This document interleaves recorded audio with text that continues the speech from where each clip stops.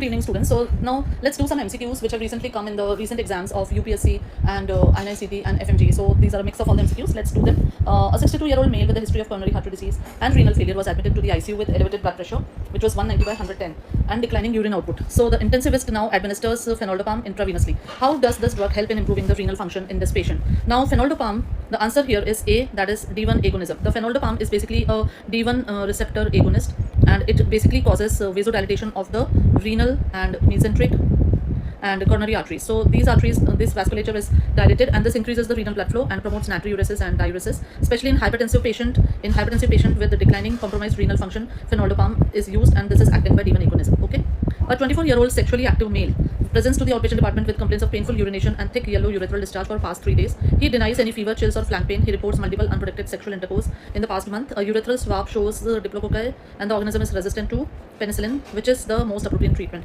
Now, it's the gram stain is showing intracellular gram-negative diplococci, which is characteristic of Neisseria gonorrhoeae. So this is a patient of gonorrhea. Now, it is basically penicillin-resistant gonorrhea, right? So penicillin-resistant gonorrhea mein the drug of choice is ceftriaxone. So the right answer here is ceftriaxone. Okay. Next, a 4-month-old infant is brought to the dermatology OPD with intense itching, especially at night. On examination, there are multiple excoriated papules and burrows seen over the palm, soles, and trunk. A clinical diagnosis of scabies is made. The pediatrician plans to initiate topical therapy. Which drug is appropriate and safe for use in infant with scabies? Now, in infant with scabies, the options that they've given are permethrin 5% cream, benzyl benzoate 25% lotion, protamethon 10% cream, and ivermectin. So the safe treatment for use in infant with scabies, the answers 1, 2, that is permethrin, benzyl, 1, 3, 4, permethrin, crotamethon, ivermectin, 1 and 3, permethrin and crotamethon, and 2 and 4, that is benzyl benzoate and ivermectin. So out of this, the safest agent in children, small children, is C. The answer here is C. That means 1 and 3, that means permethrin and crotamethon. Permethrin first 5% cream is the first line therapy and is safe in infants. First line therapy hoti hai, ye safe hota hai, and crotamethon is also safe. So crotamethon is also safe. Now this benzyl benzoate is going to be very irritant for the infants, and ivermectin is basically oral and not recommended in infants, right? So the answer here is C, that is 1 and 3.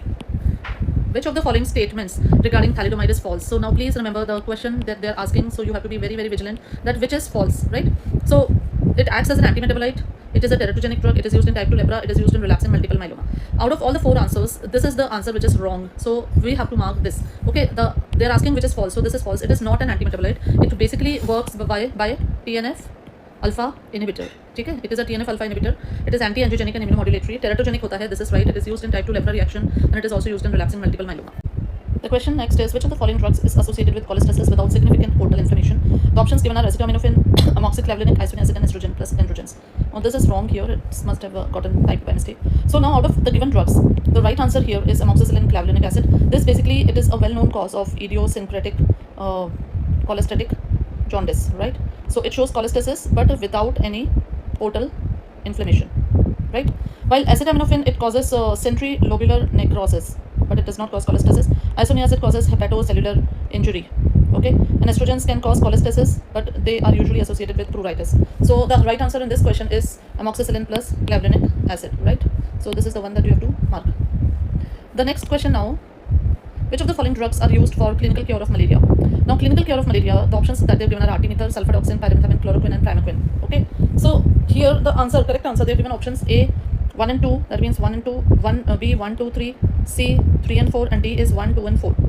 So that means the drugs, here the right answer is D, 1, 2, and 4, that is artemether, sulfadoxine, pyrimethamine, and primaquine. These are the drugs which are used in the clinical cure of the malaria. Artemether, it kills the asexual blood stages. Sulfadoxine, pyrimethamine have an antifolate action, right, combined with artemether. Then primaquine, it eradicates the liver hypnocytes also, gametocytes also. So it eradicates gametocytes as well as liver hypnozoites. So it has got multiple actions. Chloroquine only used where non-resistance, like if there is no resistance, then chloroquine is effective. So for clinical cure, we have 1, 2, and 4. These are the drugs which are used for clinical cure.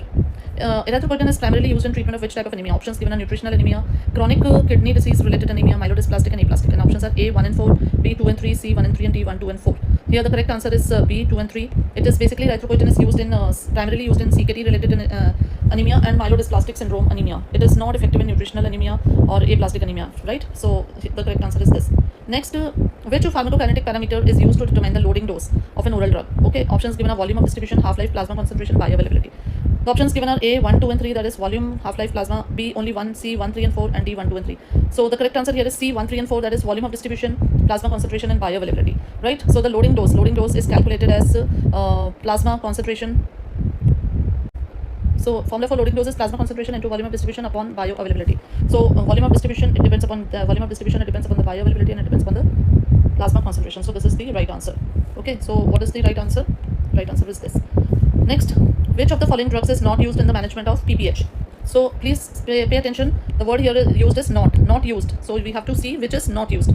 Now oxytocin, methylergometrin, dinoprostone, and misoprostol. Now out of all the given drugs, it is a very easy question. So which drug is not used? Dinoprostone is not used. Oxytocin is used. They are uterotonics. Methylergometrin, misoprostol, they are basically all contractions. They cause contractions of the uterus. And dinoprostone PGE2 is mainly used for cervical ripening. So it doesn't play much role in the contraction of the uterus or PPH control. Which of the following statements is true regarding the pharmacological relationship between imipramine and diphenhydramine? Now please remember the word here is true. So we have to focus on that. So true regarding the relationship between imipramine and diphenhydramine. Now imipramine inhibits the diphenhydramine's reaction. Now let's first understand that imipramine is a tricyclic antidepressant. Diphenhydramine is an first generation antihistamine. So imipramine inhibits diphenhydramine's action, diphenhydramine inhibits imipramine's action. Both block muscarinic receptors, both are norepinephrine reuptake inhibitors. So the correct answer here is that both of them block the muscarinic receptors. TCAs also are anticholinergic, diphenhydramine is also anticholinergic. Remaining, okay, I have to use green. So remaining options, imipramine inhibits diphenhydramine's reaction, no. Diphenhydramine inhibits imipramine's action, no. Both are norepinephrine reuptake inhibitors. This is quite a simple question. You can very well understand what is the right answer. Which drug is most teratogenic and strongly associated with neural tube defects when used during pregnancy? So which drug is most teratogenic and strongly associated with NTDs? Now the options given are lamotrigine and oxcarbazepine, valproic acid, and levetiracetam.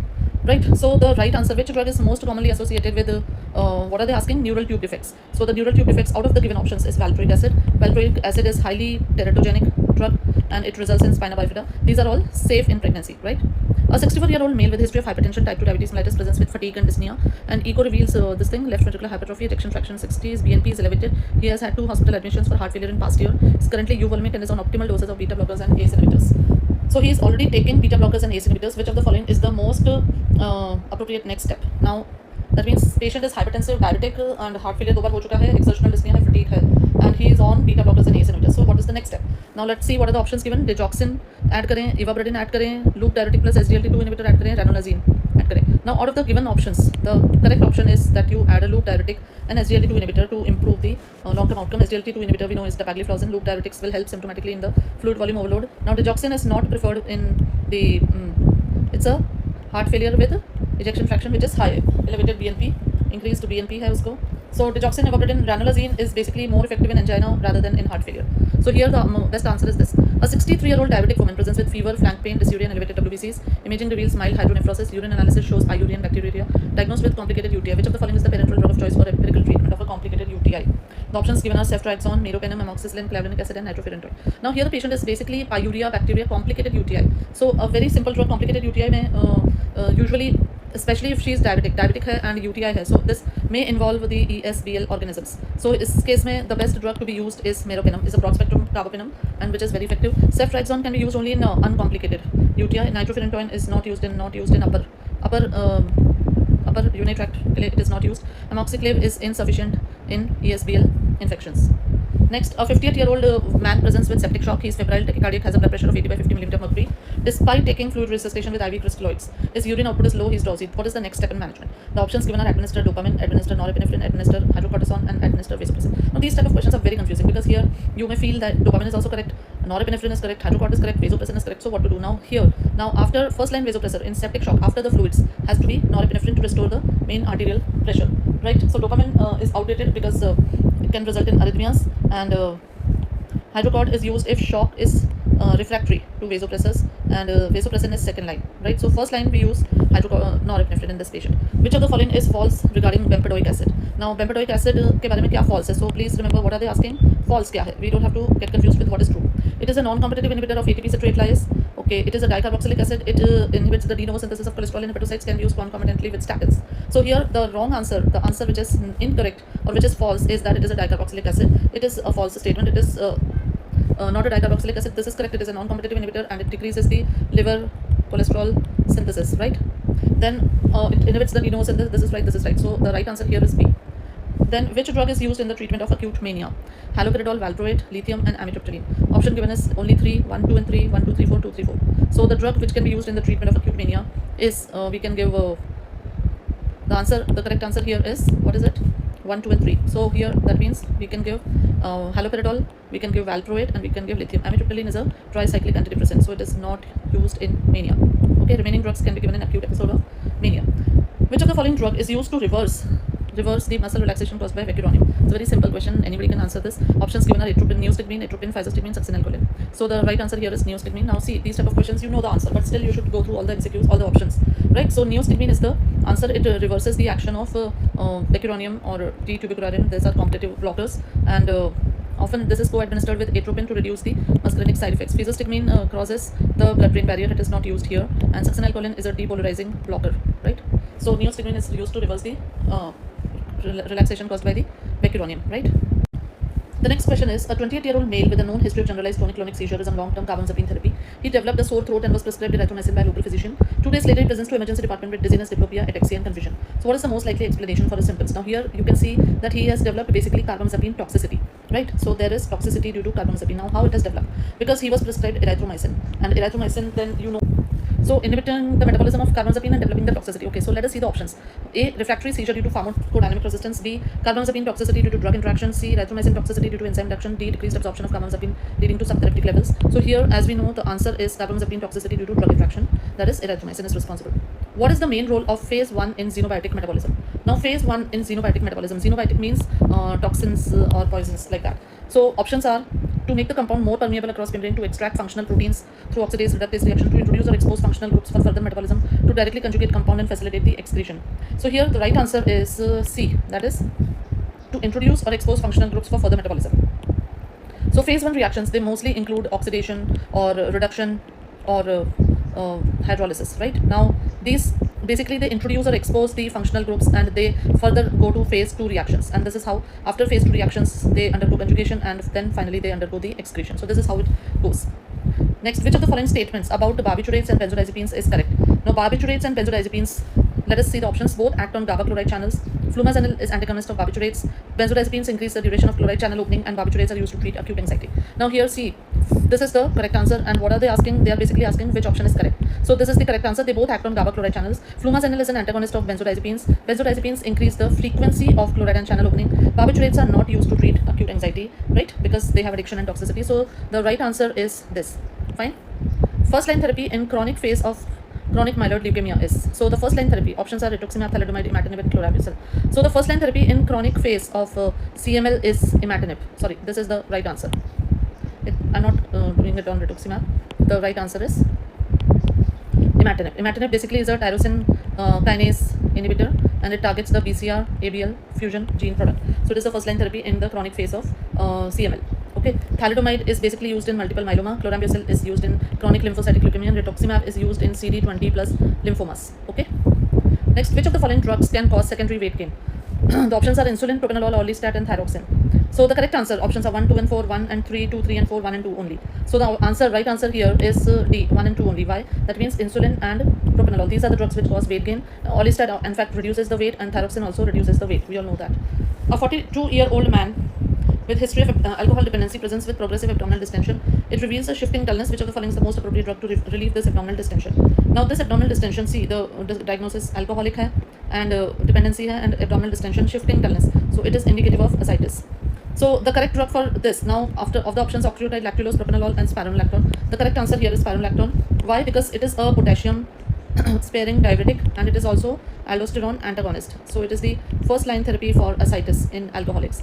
Propranolol is basically used for the variceal bleeding, and lactulose is used as hepatic encephalopathy. Octreotide is also used in variceal bleeding. Okay. Under which of the following conditions is HPA axis suppression most likely to result in crisis due to adrenal insufficiency following withdrawal of glucocorticoids?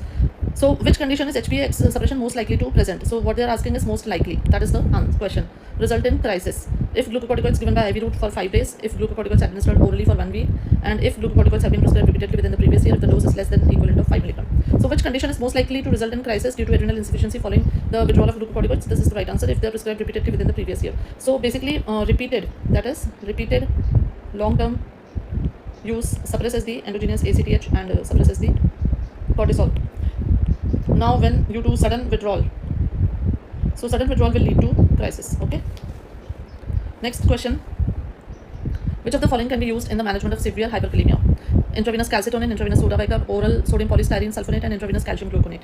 Options are 1, 2, and 4, 2, 3, and 4, 1 and 2 only, and 1 and 4 only. So correct answer here is B, that is 2, 3, and 4, and that means 2, 3, and 4. These are the drugs which can be used in reducing the potassium hyperkalemia. Calcitonin has no role in potassium management. Okay, so these are the three therapies which are given. Which of the following biological agents is used in the treatment of inflammatory bowel disease, which acts by the enzyme inhibiting the enzyme Janus kinase? So options are infliximab, adalimumab, vedolizumab, and tofacitinib. Now the drug which inhibits the Janus kinase is tofacitinib. This is basically a oral JAK inhibitor, and it is used in ulcerative colitis. Now infliximab is anti-TNF alpha. Adalimumab is also inhibitor of TNF alpha. Vedolizumab is alpha 4 beta 7 integrin blocker, right?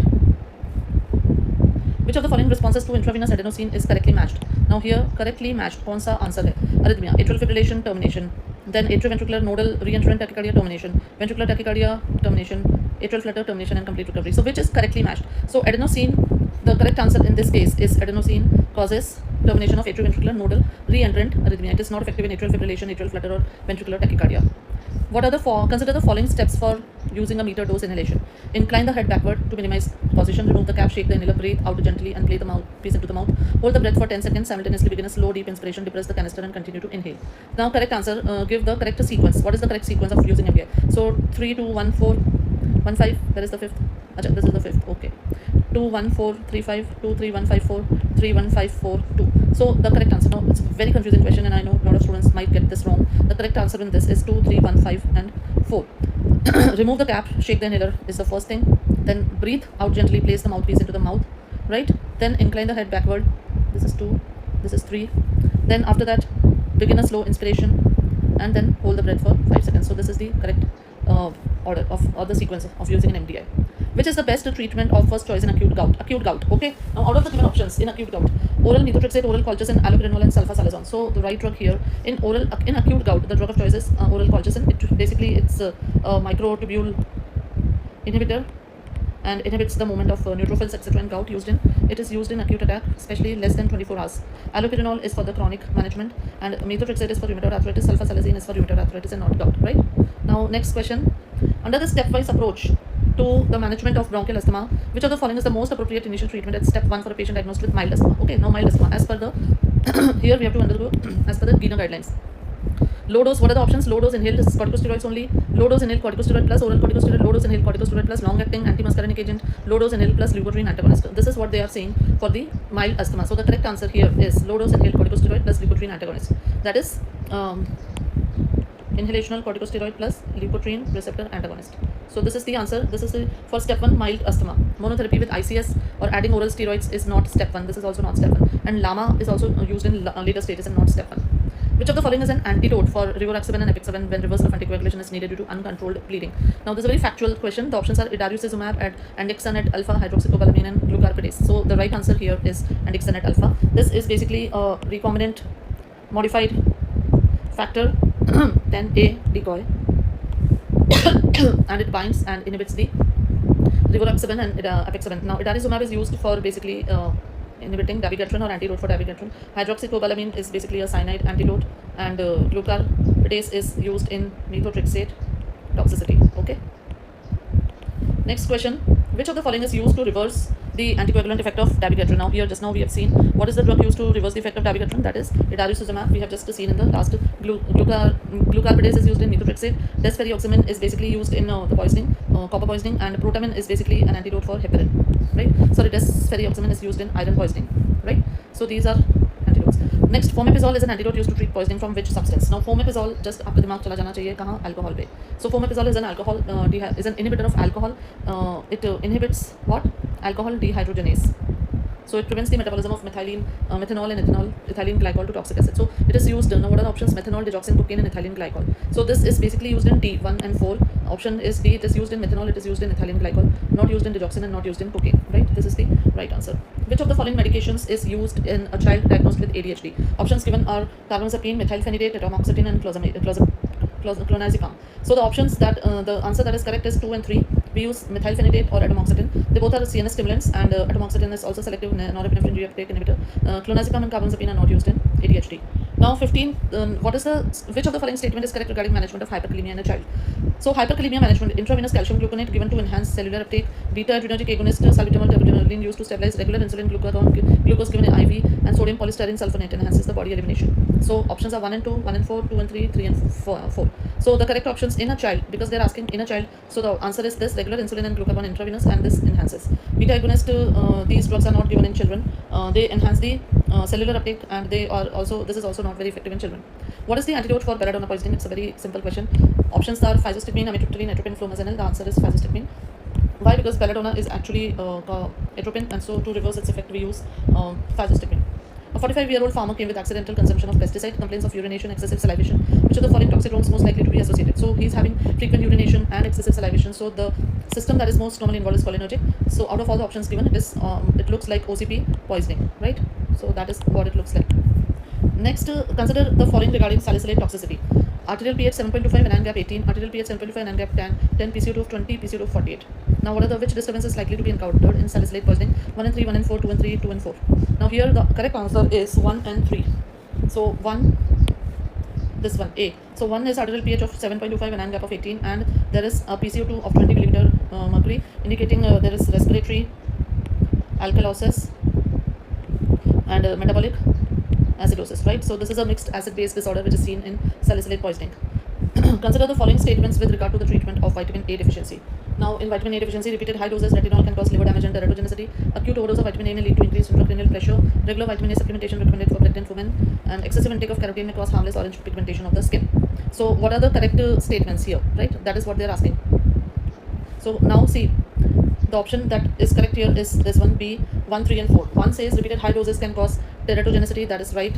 Acute overdose may lead to increased intracranial pressure and skin desquamation, and excessive intake can cause orange pigmentation of the skin. This is the right answer. Regular vitamin A supplementation recommended for pregnant women is wrong. This is not given in pregnancy, right?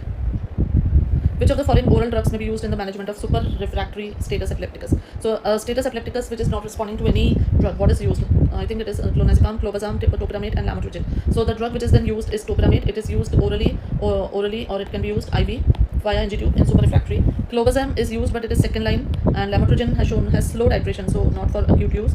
Acute use में काम नहीं है इसका, and clonazepam is used early, not in refractory. Refractory case में इसका कोई काम नहीं, right? So this is the correct answer.